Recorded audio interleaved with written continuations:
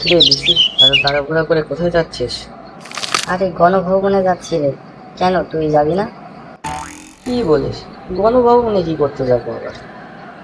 কেন তুই জানিস না গণভবন থেকে সব লুটপাট হয়ে যাচ্ছে, যে যা পাচ্ছে তাই নিয়ে চলে যাচ্ছে।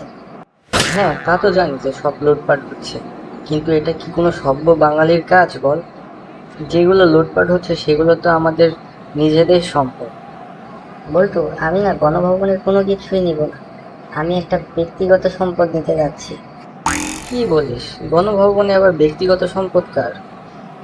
বল্টু, টিভিতে দেখলাম হাসিনার ব্রাও নাকি লোকে নিয়ে যাচ্ছে। আমি ওই ব্রাগুলো লুট করতে চাই বল্টু। তুই আমার সাথে চল। কিন্তু তুই ওইসব নিয়ে কি করবি?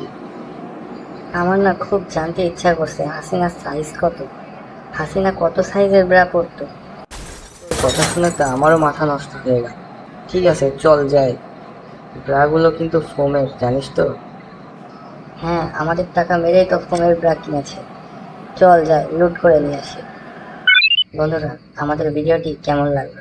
যদি ভালো লেগে থাকে তাহলে অবশ্যই একটি লাইক দিয়ে দিও। আর এমন মজার মজার ভিডিও পেতে আমাদের চ্যানেলটিকে সাবস্ক্রাইব করে দিও। আর তোমরা কে কি লুট করেছো তা কিন্তু অবশ্যই কমেন্টে জানাবে।